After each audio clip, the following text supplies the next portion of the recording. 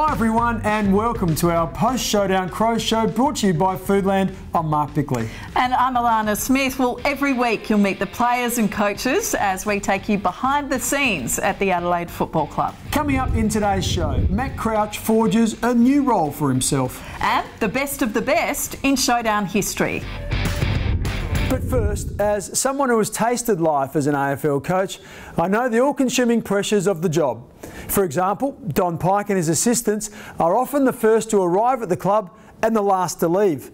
During this time, they squeeze in training sessions, team meetings, one-on-one player briefings and opposition scouting. So let's see how a typical day unfolds.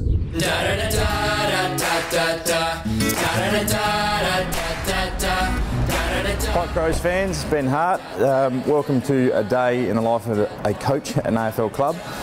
This morning it's 8 o'clock, we've just arrived and we're about to head in, maybe have a quick meeting with the coaches, but then it's about the players today. A bit of craft with them after they do some weights and some injury prevention, and then we get into one-on-one meetings with them. So that's the morning and we'll do a little bit more after that.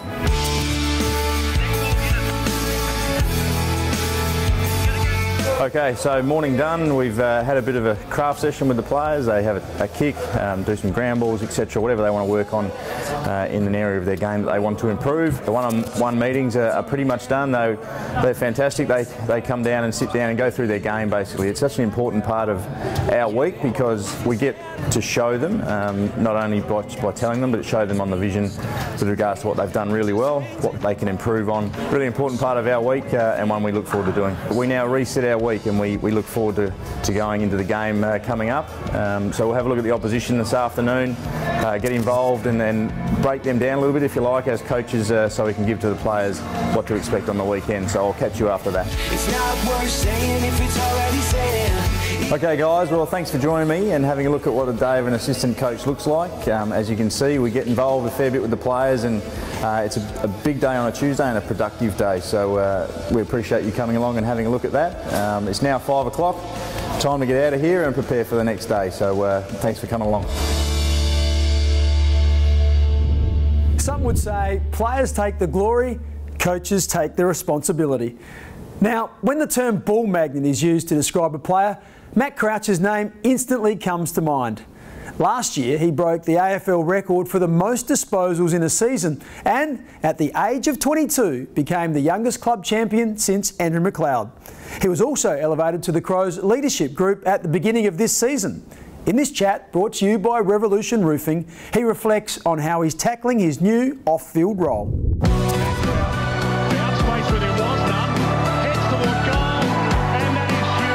It's been a bit of an indifferent year. For me personally, I had a few hammy issues early, so it took me a bit of time to get back into it after that, and I feel like the last month footy's been solid. Crouch, left foot, goes, and goals. I was lucky enough to be put into the leadership group and get a bit of experience through there, so that was the main focus for me, but also just keep playing my role for the team and see if I can contribute on game day.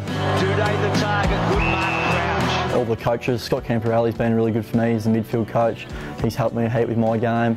Also some leaders like Roy Sloan and Dougie as well, he's been really good as well. Yeah, Tex has been really good for me, he's given me a lot of advice throughout my career so far and this year as well, so you know, he's a great leader, the boys respect him and yeah, he's been great. Well, remarkably, Matt last year accumulated more than 30 possessions in 19 of his 25 games. Now, we all know that big games bring out the best, and that certainly applies to showdowns. Over more than 20 years, many players have taken their brilliance to another level when crosstown rivalry is at its most intense. Mark, you've seen them all. Who stands out for you? Let's go with the Crows first. Well, Mark Rasciuto was the one for me. There's a couple of times in one game in particular where we were 42 points behind. He just picked the team up on his back and just carried us over the line. He won a couple of Showdown medals as well, so for Adelaide, he's the one for me. And what about for Port Adelaide? Well, in actual fact, he's working for the Crows right now. Josh Franco was an absolute star, won 3 Showdown medals and just was such an aggressive and competitive beast, and he seemed to save it all for when he played Adelaide. We talk about that fierce rivalry. Do you think it's still as strong as it once was? Well, it was pretty rugged back on and off the field in the days when I played, which is a long time ago. So maybe not the physicality, but certainly the expectation from supporters and the way that the clubs are approach it. I think it's still one of the great rivalries in football. All right, thanks, Mark. Just another instalment yesterday. Yes. And of course, you mentioned Josh Franco. Well, this is what the games meant to him. So from a showdown perspective, it brought out, I guess, the aggression and the, I guess, the fierce desire to want to play well and beat the crosstown rivals. And we'll have more from Josh a little later. Also, after the break, a high flyer who flew under the radar.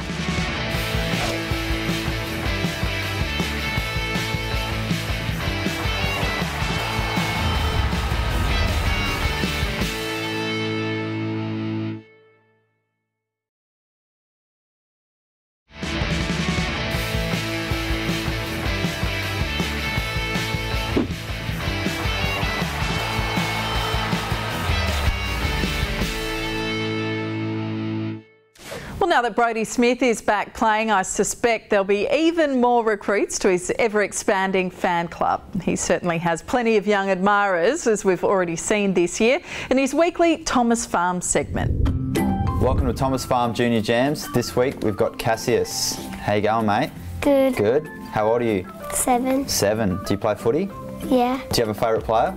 Jordan Gallucci. Jordan Gallucci. That's an interesting one. What do you like about the Gooch? He scored his first goal when I went to the game. Ah, and you've liked him ever since. Yeah. If you could take any animal from the zoo, what would you take? I heard you say that on the YouTube video. Yeah, you're going to be on one of them if you give me a good answer. What would you take? A lion. A lion. And how are you going to take a lion? In a net, a big ginormous net. That's a big net, yeah. If you're a millionaire, what would you buy?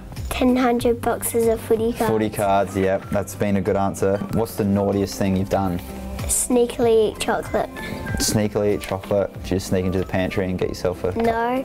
Or is it in the fridge? In my room. In your room? You snuck it into your room? If you had wings, where would you fly and what would you do there? I would fly to Bali. Fly to Bali? What are you going to do in Bali? Buy lots of crow's pillows.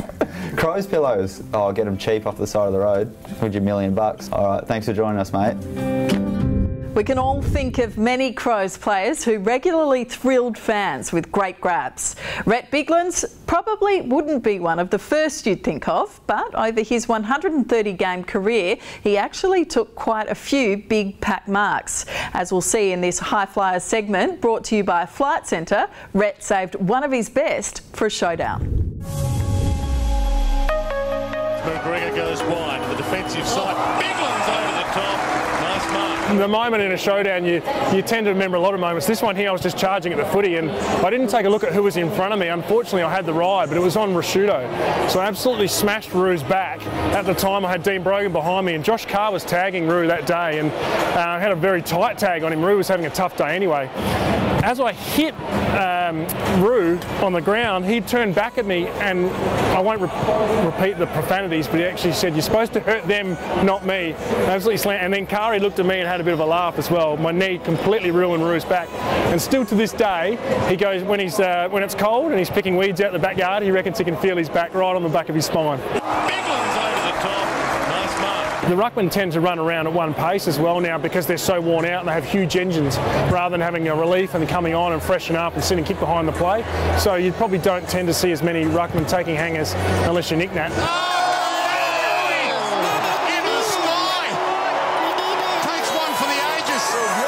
I knew Mods from a young age as well, and I didn't get to play with him. Mods was probably, I like Mods' marks better than Bird's, but he was certainly a phenomenal talent. Bird in a spectacular leap and he takes the mark. Well, Rhett was originally drafted by Port Adelaide in 1997, but debuted for the Crows in 2000. Stay with us. When Mark returns, we'll hear more from one of his old Showdown rivals.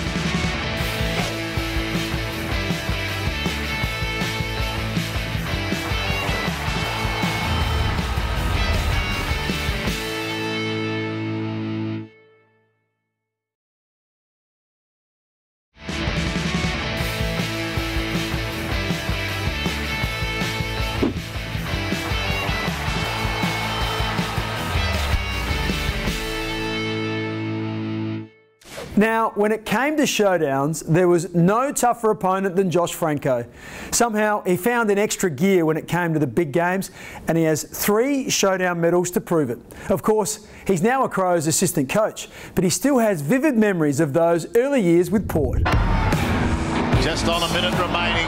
It's been an excellent start by Port. Downey gets caught. When you played the Crows, within your head you sort of built up that you hated them, you hated the players, you hated the supporters, and I guess that's something that I did, I guess, to get me up, I guess, for the game. Few players exemplified showdown passion more than Josh Franco.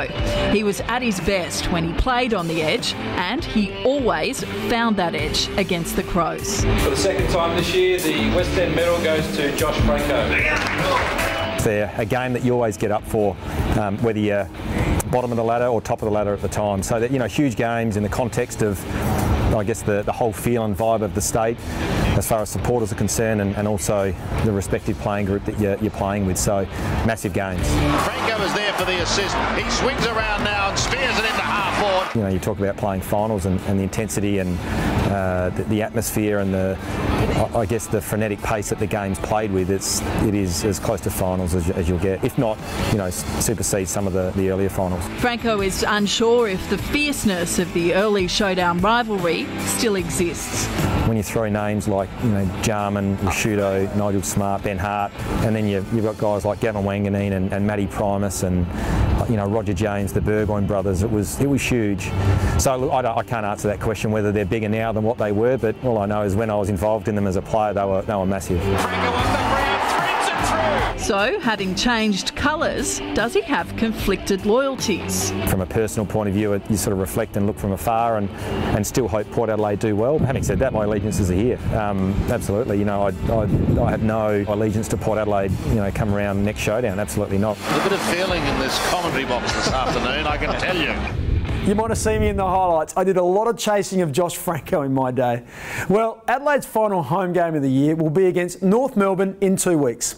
To coincide with the Sunday twilight game, the club will host a 20-year reunion for the 1998 Premiership team.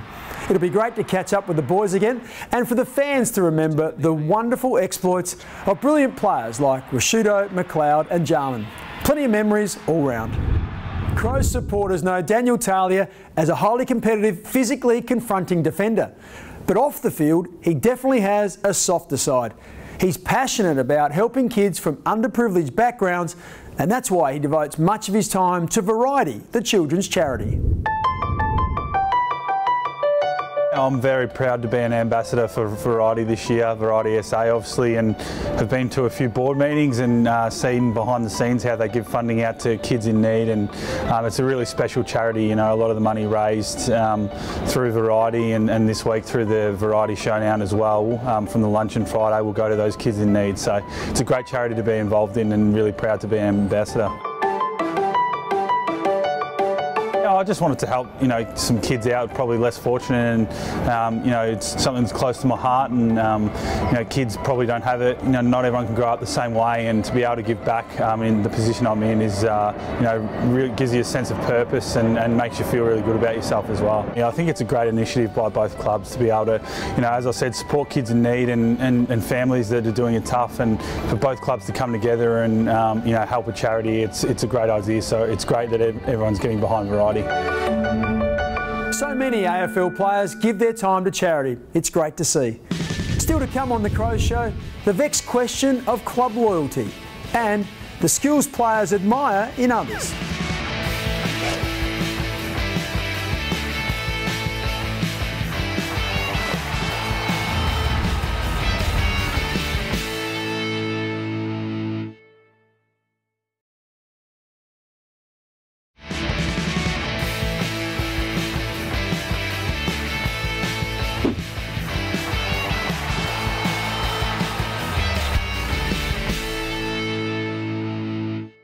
We're reminded every week how much the game has changed in recent years, and to succeed at the highest level, the modern player has to be multidimensional.